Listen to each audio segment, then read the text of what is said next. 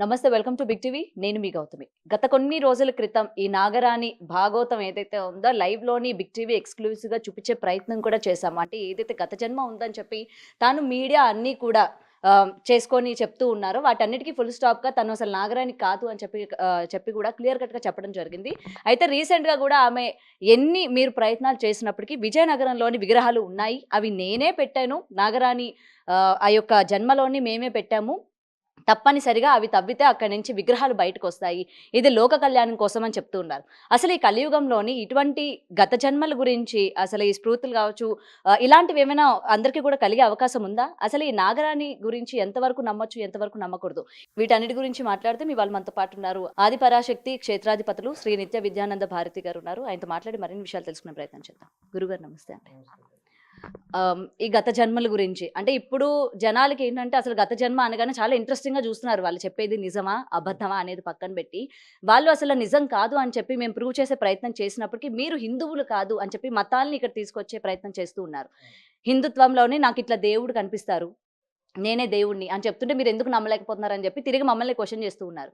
అసలు ఈ కలియుగంలోని గత జన్మల గురించి ఏమంటారు? అసలు గత జన్మల గురించి ఉన్నాయంటారా? శ్రీ గురుభ్యో నమః. గత జన్మల గురించి వంటి మీదకి అమ్మవార్లు రావటం కానీ, పూర్వకాల జన్మ వాసనలు కానీ, ఇవన్నీ కూడా పురాణాల్లో కానీ, గ్రంథాల్లో కానీ, ఇతిహాసాల్లో కానీ, మనం చేస్తున్నటువంటి ధార్మిక ప్రయాణాల్లో ప్రస్తుతం ఉన్నటువంటి బిజీ ప్రపంచంలో వీటిని అపహాస్యంగా చూస్తున్నారు. ఈ అపహాస్యంగా చూడటం వల్ల సనాతన ధర్మానికి చాలా ఇబ్బందులు ఎదురవుతున్నాయి. కలియుగంలో ప్రస్తుతం నడుస్తున్నటువంటి విధానాల్లో ధర్మాన్ని పరిరక్షించడానికి అనేక ధర్మాలు, అనేక యాత్రా ప్రయాణాలు ఉన్నాయి. యాత్రా ప్రయాణం అంటే యాత్ర అంటే దేహం. ఈ యాత్రా ప్రయాణాల్లో మనం చాలామందిని చూస్తుంటాం. ప్రస్తుతంలో నాగసాధువులని, అఘోరాలని, స్వామీజీలని, సాధువులని, సంతులని, రకరకాల విధానాల్లో ఎవరు ఎన్ని ప్రయాణాలు చేసినా కానీ ధార్మిక పరిరక్షణ కోసమే, అంటే మన సనాతన ధర్మాన్ని పరిరక్షించుకోవడం కోసమే. మీరు ముఖ్యంగా అడుగుతున్నటువంటిది ఈ మధ్యకాలంలో జరుగుతున్నటువంటి అనేక సందర్భాల్లో, అంటే నాకు పూర్వజన్మ ఇది అండి, లేకపోతే ఇది అండి అని. వాస్తవంగా ఇలాంటి వాళ్ళని తీసుకెళ్ళి జైల్లో పడేసేయండి. ఎందుకంటే సనాతన ధర్మంలో చాలా ప్రామాణికాలు ఉన్నాయి, సాధనలు ఉన్నాయి, విద్యలు ఉన్నాయి, అనేక రకాలైనటువంటి ప్రయాణాలు ఉన్నాయి. ఇప్పుడున్నటువంటి ఈ బిజీ ప్రపంచంలో మనం తినేటువంటి ఆహారాన్ని బట్టి, చేసే ప్రయాణాన్ని బట్టి, చూసే చూపును బట్టి, మాట్లాడే భాషను బట్టి, పూజించేటువంటి తత్వాన్ని బట్టి, జీవించేటువంటి పరిసర ప్రాంతాలను బట్టి కూడా అనేక రూపాలలో, అనేక విధి విధానాలుగా మన జీవితాలు నడుస్తూ ఉన్నాయి. ఇందులో ఆధ్యాత్మికంగా అంటే దైవాన్ని అడ్డుపెట్టుకుని వ్యాపారాన్ని వృద్ధి చేసుకోవటానికి, సనాతన ధర్మం మీద బురద జల్లేటువంటి ప్రయత్నాలు అనేక రూపాల్లో మనకి దర్శనమిస్తుంటాయి. చాలా సందర్భాల్లో మేము చూస్తుంటాం. వాస్తవికంగా పూర్వకాలంలో లేకపోతే గత జన్మలో మాకు ఇవి ఉన్నాయని చెప్పడం అనేటువంటిది అవాస్తవమే. అందులో ఎలాంటి సందేహం లేదు. రెండోది, నాకు దెయ్యాలు కనపడుతున్నాయి, నాకు ఆత్మలు కనపడుతున్నాయి, నాకు భగవత్ స్వరూపం కనపడుతుంది, ఇది కూడా వాస్తవం కాదు. ఎందుకంటే తల్లి, ఇది ఒక అతీతమైనటువంటి శక్తి. ఆ శక్తిని కుండలి శక్తి ద్వారా జాగృతం చేసి అతీతమైన శక్తిని ప్రకృతి ద్వారా పొందడం అనేటువంటిది మహాశక్తిగా చెబుతుంటాం. వీటిని పక్కన పెట్టి ఇప్పుడు మీరు అడుగుతున్నారు ఏదో దానికి సంబంధించి నాగకన్యాన లేకపోతే ఇతరితరాలు ఇవన్నీ కూడా ఏంటంటే మానసిక ఆందోళన కావచ్చు, లేకపోతే ధనం మీద వ్యామోహంతో దేవుణ్ణి అడ్డు పెట్టుకునేటువంటి ప్రయత్నమైనా కావచ్చు. అయితే మాకు 2 రకాల ఆలోచనలు వస్తున్నాయి ఇలాంటివి చూడటం వల్ల.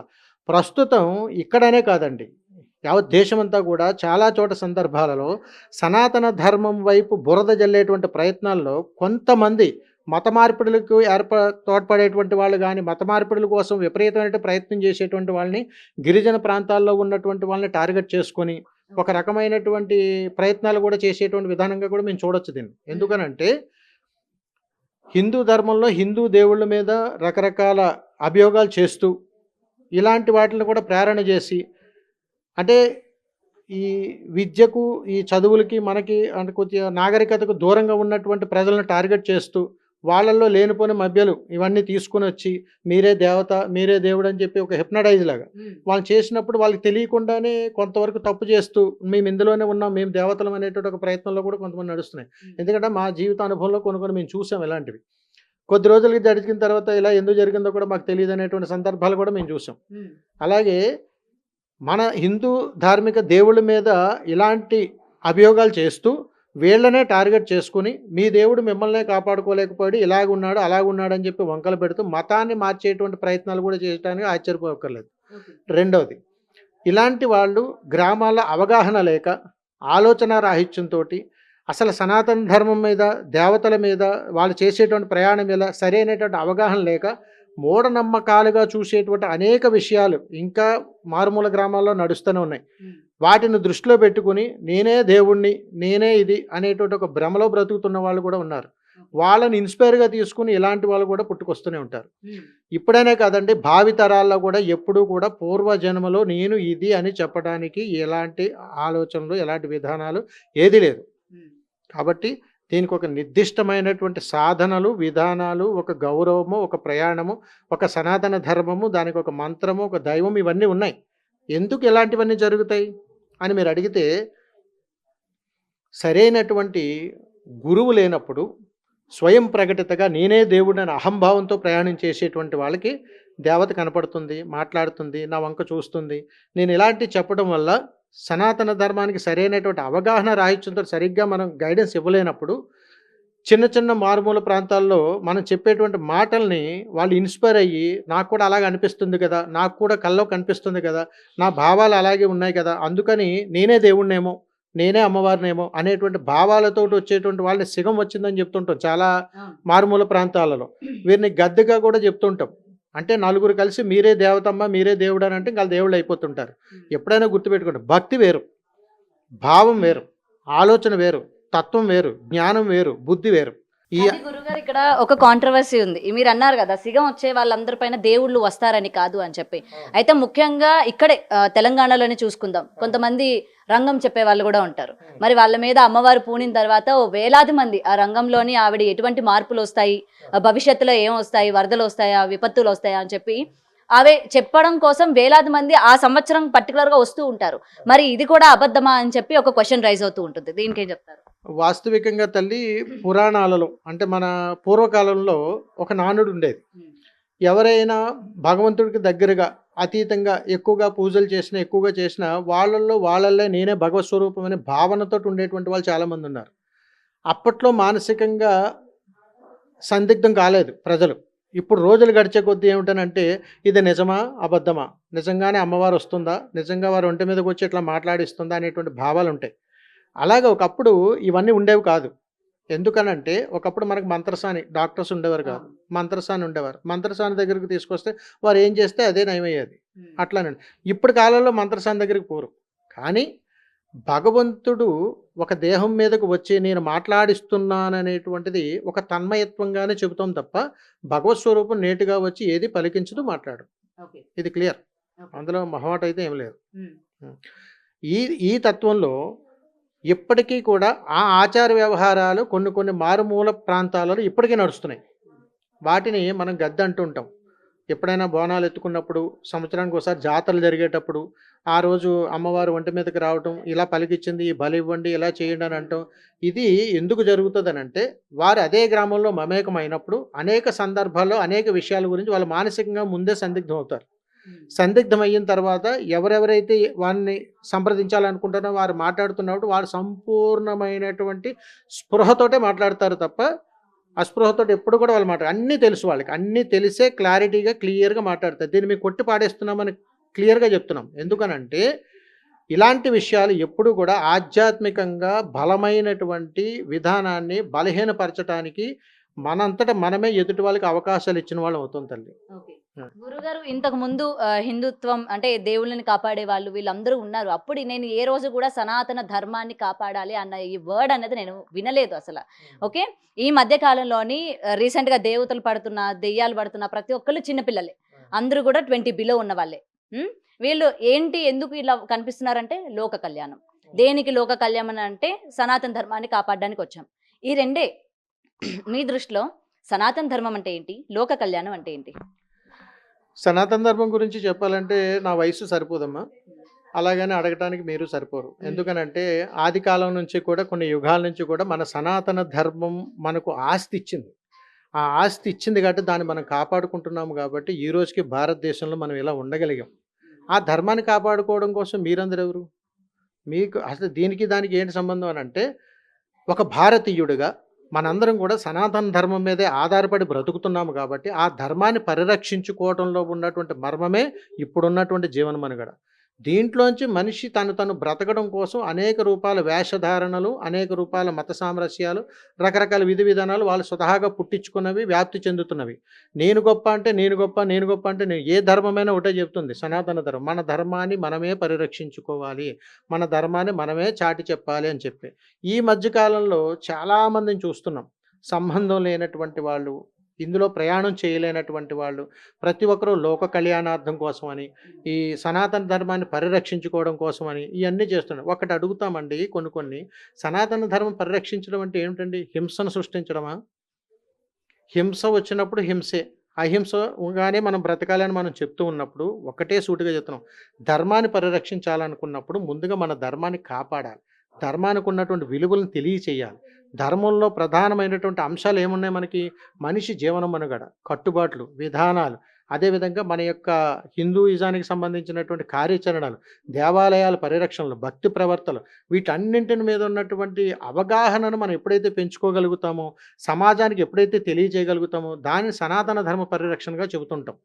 ఇది ఎందుకు కుంటుపడుతుంది, ఎప్పుడు కుంటుపడుతుందని అంటే సనాతన ధర్మాన్ని పరిరక్షించకుండా లోక కళ్యాణార్థం కోసం అని చెప్పి ఒక పిలుపునివ్వటం, లోక కళ్యాణార్థం కోసం నేను ఇది చేస్తానని చెప్పేసి మత విద్వేషాలు రెచ్చగొట్టేటువంటి భాష గాని, మత విద్వేషాలు రెచ్చగొట్టేటువంటి ప్రయత్నాలు చేసేటువంటి కొంతమంది వల్ల మన సనాతన ధర్మం అనేటువంటి ఆలోచన కూడా లేకుండా పోతున్నాయి. అందుకని సంపూర్ణమైనటువంటి పరిజ్ఞానంతోటి, సంపూర్ణమైనటువంటి ఆలోచనలతో ప్రతి హిందువు అనేటువంటి వాడు, అంటే భరత గడ్డ మీద ఉన్నటువంటి ప్రతి హిందువు కూడా సనాతన ధర్మం పెట్టినటువంటి భిక్ష బ్రతికే. కాబట్టి సనాతన ధర్మానికి మనం ఎప్పుడూ కూడా రుణపడే ఉండాలి. అలాంటి సనాతన ధర్మాన్ని పరిరక్షించుకోవడం కోసం ఎంతోమంది కాషాయధారులున్నారు, సాధువులున్నారు, సంతులున్నారు, మునులున్నారు, మునీశ్వరులున్నారు. ఎంతోమంది అనేక రూపాలలో హిందూ ధర్మంలో ఉన్నటువంటి ప్రతి ఒక్కరు కూడా సనాతన ధర్మం కోసం పాటుపడుతున్నటువంటి వాళ్ళే. మరో రూపంలో మన మన దారిలో లేకపోయినా, మన విధానంలో లేకపోయినా హిందూ ముసుగులు వేషాలు వేసుకొని సనాతన ధర్మాన్ని పరిరక్షిస్తున్నానని చెబుతూ మత మార్పిడులు కూడా ద్రోహపడేటువంటి వాళ్ళు కూడా లేకపోలేదు. ఈ వీళ్ళను కూడా ఈ మధ్యకాలంలో మనం చాలామందిని చూస్తున్నాం. ఎందుకంటే ఏదైనా ఒక ధర్మ పోరాటం చేశారా, సనాతన ధర్మం గురించి ఏమైనా యజ్ఞాలు చేశారా, లేకపోతే ఒక దేవాలయ నిర్మాణం చేశారా, ఒక కార్యాచరణ చేశారా, ఏదైనా ఒక ధర్నా చేశారా అంటే ఎక్కడ ఎవరు కనిపించరు. కానీ నేను సైతం సనాతన ధర్మం కోసం అని చేసి ఒక పిలుపునిస్తుంటారు. దేనికోసం? సమాజానికి హితువు ఇవ్వాలి, మంచి కోరాలి, మంచి ధర్మాన్ని ఇవ్వాలి. ఇలాంటివన్నీ కూడా సనాతన ధర్మంలో ఉన్నాయి. ఆ పెట్టిన భిక్ష ఈరోజు మనం ఈ విధంగా ఉన్నాం. అన్ని మతాలు ఉన్నాయి తల్లి, అన్ని మతాలు అందరూ, ముస్లిమ్స్ ఉన్నారు, క్రైస్తవులు ఉన్నారు, జైనులు ఉన్నారు, బౌద్ధిస్టులు ఉన్నారు, మన హిందువులు ఉన్నారు. అందరూ ఎవరి బ్రతుకులు వాళ్ళు బ్రతుకుతున్నారు. కానీ ఒక మతాన్ని ఇంకొక మతాన్ని తూట్లు పొడిచే విధంగా మనం ప్రయాణం చేయమని సనాతన ధర్మం చెప్పలేదు ఎక్కడ కూడా. లోక కళ్యాణార్థం కోసం నేను వెళ్ళిపోయినా కానీ నా తర్వాత తరాలు బాగుండాలని చెప్పి మన పూర్వీకులు మనకి ఇచ్చినటువంటి ఆస్తి సనాతన ధర్మం. అలా సనాతన ధర్మాన్ని పరిరక్షించుకోవడం కోసం మాలాంటి వాళ్ళు కాషాయాలు ధరించిన వాళ్ళు ఉన్నారు, ప్రాణత్యాగాలు చేసిన వాళ్ళు ఉన్నారు. అంత పునీతమైనటువంటి భూమి మీద ఇలాంటి వాళ్ళు ఎన్ని ప్రయత్నాలు, విశ్వ ప్రయత్నాలు చేసినా కానీ సనాతన ధర్మానికి వచ్చేటువంటి ఇబ్బంది ఏది లేదు తల్లి. గురుగారు ఫైనల్ గా ఒక్కటి చెప్పండి. భవిత గురించి, అంటే ఈ నాగరాణి చెప్పేవన్నీ అబద్ధాలని నమ్ముతున్నాయి. ఎక్కడో దగ్గర ఒకవేళ ఆ విగ్రహాలు ఉన్నాయేమో, దేవుడు పూజలు అందుకోవడానికి ఎదురు చూస్తున్నాడేమో, ఒకసారి తవ్వి చూద్దామా, ఒకవేళ అది కానీ తవ్వి బయటికి కానీ తీస్తే ఈ అమ్మాయి దేవత అయిపోతుంది. సో మీకు ఉన్నంత అంటే ఆలోచన దాన్ని బట్టి నిజంగా అక్కడ విగ్రహాలు ఉన్నాయంటారా? మీరు అంటే నేను 2-3 ఎపిసోడ్లో చూశాను. మీరు గమనించండి. ఎక్కడో ప్రేమికుడు అన్నారు, ఎవరో వచ్చారు, తర్వాత ఎక్కడో ఉన్నాయంటున్నారు. వీరుంటున్నటువంటి ప్రాంతం ఎక్కడ, అవి వారు చెప్తున్నటువంటి ప్రాంతం ఎక్కడ? ఇదంతా ఒక టీం వర్క్ ఇది. ఈ టీం వర్క్‌లో ఏంటనంటే నేను ఇచ్చే సమాచారం, నేను పెట్టిన సమాచారం నీ ద్వారా బయటికి రావాలి. తద్వారా ఇది ఏదైనా జరగవచ్చు. అంటే వాస్తవికంగా చెప్పాలంటే ఇలాంటి సందర్భాలు, ఇలాంటి వాటి గురించి మాట్లాడాలంటే చాలా చాలా మనసు బాధగా ఉంది. ఎందుకనంటే మన దేవీ దేవతల గురించి, మనం చేసేటువంటి ప్రయాణాల గురించి మిమ్మల్ని పొగడాలా, తిట్టాలా, అసహించుకోవాలా, లేకపోతే ఇంకోటా, పరిజ్ఞానం ఉండా, పరిజ్ఞానం లేక, లేకపోతే మీ వెనకాల ఎవరైనా ఉండి నడిపిస్తున్నారా, అనేక కోణాల్లో దీన్ని చూడాలి. ఎందుకంటే ఒకటి పోతే ఇంకొకటి, ఒకటి పోతే ఇంకొకటి. ఇలాగా గత 10-15 సంవత్సరాల నుంచి చాలా చూస్తున్నాం మనం. చాలా చూస్తున్నాం. వీటన్నింటినీ కూడా మన మనం అంటే ఒక రకంగా వాళ్ళని ఎంటర్‌టైన్ చేస్తూ ముందుకు తీసుకెళ్ళి చేసేది మీరే. ఏదన్నా ఇబ్బందులొస్తే ఇలా జరిగిందేంటి? లేకపోతే ఇలా జరుగుతుంది, సనాతన ధర్మం కోసం నిద్రపోతున్నారని ప్రశ్నించేది మీరే. అంటే మేము మా యొక్క ప్రయాణాలు మేము ఏ రకంగా మీకు సహాయ సహకారాలు అందించాలి? అసలు ఇలాంటి వాళ్ళని మీరు ఎందుకు ఎంటర్‌టైన్ చేస్తున్నారు? అసలు ఎందుకు బయటకి తీసుకొస్తున్నారు ఇలాంటి వాళ్ళని? అసలు మీరు అది అడిగేటప్పుడే అసలు వాళ్ళ విధానాలేంటి? వాళ్ళ జీవన విధానం ఏంటి? అనేటువంటిది మీరు ఎందుకు పరిశీలన చేయలేకపోతున్నారు? అంటే వాళ్ళు ఏదైనా ఒంటి మీదకొచ్చి నేను పూర్వజన్మలో నాగకన్యని అంటే మీరు ఎందుకు పరిగెడుతున్నారు మైకులు పట్టుకొని? వాళ్ళని ఎందుకు అట్లా హైలైట్ చేస్తున్నారు? చేసింది మీరే. రేపనే రోజున ఏదైనా కార్యాచరణ జరిగి అక్కడ ఇబ్బంది జరుగుతది. రేపనే రోజు అదే ఊర్లో వాళ్ళు ఏదన్నా ప్రమాదం సంభవించేలా చేసుకోవచ్చు. అదే గ్రామాల్లో ఉన్నటువంటి వాళ్ళు మత మార్పిడి చేయొచ్చు. మన హిందూ దేవతల మీద రాళ్ళు వేయొచ్చు. రకరకాలుగా చేయొచ్చు. ఆఖరికి ఇప్పుడు నేను మాట్లాడుతున్నాను. నన్ను కూడా అసహించుకోవచ్చు. ఎందుకనంటే అనేక రూపాలలో ఏ రూపం నుంచి అయినా సరే మనం ప్రమాదంలో పొంచి ఉన్నామని చెప్పడానికి ఇలాంటి సంకేతాలు వస్తూ ఉంటాయి. అందుకని ధర్మాన్ని కాపాడుకోవడం కోసం మఠాధిపతులు, పీఠాధిపతులు, ఆశ్రమాధిపతులు, సాధువులు, సంతులు, సన్యాసులు, అఘోరాలు వీళ్ళందరూ కూడా దేశ సంరక్షణ కోసం వారి త్యాగాలు చేస్తూనే ఉన్నారు. ఇలాంటి వాళ్ళందరినీ కూడా అవగాహన కల్పించండి. అవగాహన కల్పించండి. అర్థమయ్యేలా చెప్పండి. ఎందుకనంటే పల్లెటూరుల్లో గానీ, రకరకాల మారుమూల ప్రాంతాల్లో గానీ గురువు లేని విద్య గుడ్డి లాంటిది. తెలీదు వాళ్ళకి. కానీ ఏంటంటే గురువు ఎవరు ఉండరు. వాళ్ళే స్వయం ప్రకటితగా నేనే ఇదే ఉన్నానన్న ప్రయాణంలో వారు కొనసాగుతారు కాబట్టి గురువు లేనటువంటి ప్రయాణంలో మాత్రమే ఇలాంటివి జరుగుతాయి. అలాగని వారి గురువు, వీరి గురువు అని చెప్పుకున్న రకరకాల ప్రయాణాల్లో వీళ్ళు వెళ్ళిపోయి నాకు తెలుసున్నట్టు అని అంటారు. అందుకని ఇక్కడ చెప్పాలనుకున్నదల్లా ఏంటనంటే టీమ్ వర్కులు జరుగుతాయి తల్లి. ఇక్కడే ఉండి ఎక్కడో ఉంటే అక్కడ ఇంకో టీం వర్క్ చేస్తుంది. ఇదంతా కలిపి ఒక టీం వర్క్ బ్యాక్ బోన్ ఎవరు లేకుండా అంత డేర్‌గా అంత మీడియా ముందుకొచ్చి అన్ని ఇంటర్వ్యూలు పెట్టి అంత అలా చెయ్యరు. ఒకవేళ డెప్త్‌గా ఇలాంటివి ఏంటంటే కూలంకుషంగా పరిశీలన చేసి అవసరమైతే చట్టరీత్యా చర్యలు కూడా తీసుకోవాలి. ఎందుకంటే ధర్మం జోలికొస్తే ఏం జరుగుద్దో కూడా వాళ్ళకి తెలియాలి. ఎందుకంటే చాలా ఆట బొమ్మలు అయిపోయినాయి. హిందూ ధర్మం జోలికొస్తే ఒంటి మీదకి ఇదొచ్చింది, అది చేయండి, లేకపోతే ఇది చేయండి, అక్కడ విగ్రహాలు ఉన్నాయి, లేకపోతే ఇది చేయొచ్చు తప్పని అంత తెలుసున్నప్పుడు ఒంటి మీదకి వచ్చాడు మీడియా ముందు అవసరం లేదు. మీరే వెళ్ళి నేరుగా తీయొచ్చు. తీస్తే అందరూ నమస్కారం పెడతారు. మీరు మీడియా ముందుకు వచ్చి నేను అమ్మవారిని చెప్పి మీరు తీసి ఇదంతా ఎందుకు? మీకు తెలుసు కదా, తెలిసినప్పుడు వెళ్ళిపోయి చేసుకోరాదు. మరి ఇదంతా ఎందుకు? అంటే ఏ సహకారం కోసం మీరు ఎదురు చూస్తున్నారు? ప్రభుత్వం కోసం చూస్తున్నారా? డబ్బుల కోసం చూస్తున్నారా? సమాజం వెనకాల అండదండల కోసం చూస్తున్నారా? అలా భయపెట్టి జనాలు మీ మభ్యలోకి తీసుకుందాం అంటే మభ్యపెట్టి మీ ఆధీనంలో తీసుకునే ప్రయత్నం చేస్తున్నారా? ఇలాగని మనం ఆలోచించుకుంటూ పోతే సనాతన ధర్మం చాలా జాగ్రత్తగా అడుగులు వేయాల్సినటువంటి పరిస్థితి ఏర్పడుతూ ఉంటుంది. అందుకని సనాతన ధర్మాన్ని ఎంతమంది ఎన్ని రకాలుగా కులోక్తులు ఎన్ని ఉపయుక్తులు చేసినా కానీ అంగుళం కూడా కదపలేరు. For more videos like this, subscribe Big TV channel.